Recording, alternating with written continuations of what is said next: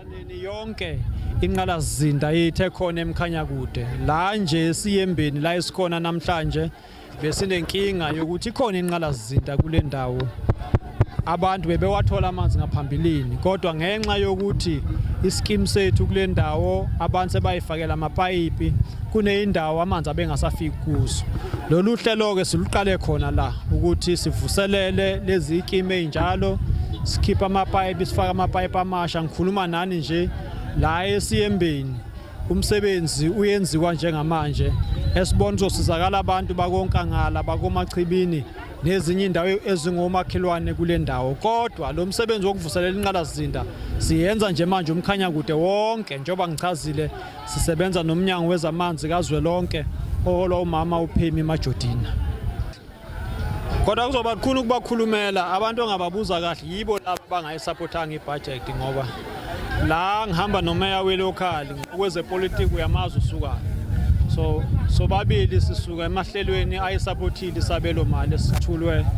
umfowethu Enoch Godongwana so ke asidedele uDlunkulu ayixazulule leyo nkinga okuhle nje ukuthi manje iphasisiwe iframework yebudget ngoba kube kuthiwa iphasiswanga ngabe unenkinga yokuthi kwalezi inhlelo esiziqalayo zokukhulumisa abantu awuzazi izofika phi ingaphasanga iframework kodwa sikubalulayo kakhulu ngoba uphatha indaba yoGNU oGPU into esibalulayo kakhulu ukuthi abantu ekuhlaleni abanandaba kakhulu nokuthi wena usontaphi banondaba nosizwabo ingakho ngila eMtubatuba namhlanje ngihamba nomeya welocal uphinda abo ward council ngoba umsebenzi kaCouncil ukuxazulula inkinga zabantu umsebenzi wethu ukusupport ukuxazulula kweinkinga zabantu ufuna ke uma uhulumeni usufika esigabeni sikahulumeni ukuqonda ukuthi umsebenzi kahulumeni ukusolve inkinga zabantu akhona ukukwebhana ngoba mase uhulumeni awusaphikisi mase uhulumeni usesigabeni sokuxazulula inkinga zabantu thina okwethu esikukhathalele manje nomoya esamba ngawo ingakho sisupporta kakhulu nohlelo kamongameli weDDM ubonile bekuneminyango kahulumeni yonke kulomhlangano namhlanje ukuthi uma abantu beze emhlanganweni bezobona uhulumeni wabo zonke inkinga abayibekayo sibe nendlela yokungenelela kuzo sibambisene singohulumeni abahlukene local district province uma kunento international no national so iattitude yethu going forward manje kulungisa isimo sokuthi uhulumeni awube wodwa uxazulula inkinga zabantu njengohulumeni undawonye okunye siyokubona ngekhathi zenketho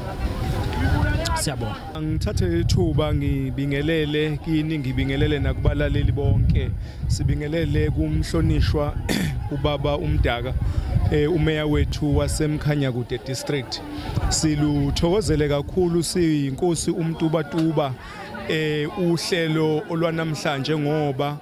uhlelo ubaba Magezana akade ethinta kulo okuumongo esakukhethelwa thina singafaka nje othayi singathi sizikhulu asizoni ikhulu sizisebenzi zomphakathi sikhethelwe nje into eyodwa ukuthi sihambise iservice delivery kubantu so ke namhlanje ubaba Magezane ukusho konke obekufanele akusho kuziwa abantu ingakho umhlangano wethu ungakaze ubone ube nesixakaxaka ngoba ubaba Magezane ukhulume ngezinto ezifunwa abantu so ke namhlanje ke njengoba sikhona siyingxenye siyayisupporta kakhulu district yethu siyafisa futhi ukuthi wonke umsebenzi ozokwenzeka wenzeke ngempumelelo baba Magezane ithi project isikhona kuqhamuke nje abantu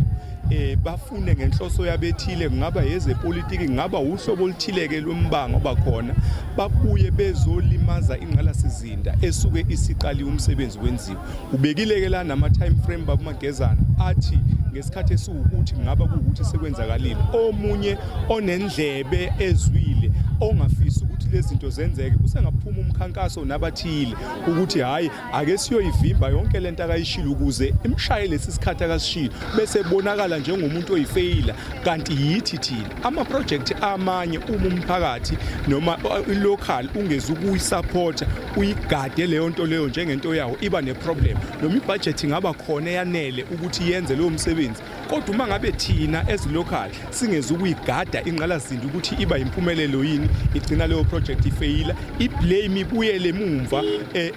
kumeya, ibuyele emumva ku-MEC, ibuyele emumva ku-president ukuthi wakhomitha ukuthi ngalelanga kuzoba sekwenze ku-1 no 2 no 3, kungabe kusabukakala ukuthi thina njengabantu belocal sidlale yiphi role to support leyo project ukuthi ibe yi-success. Siyathola.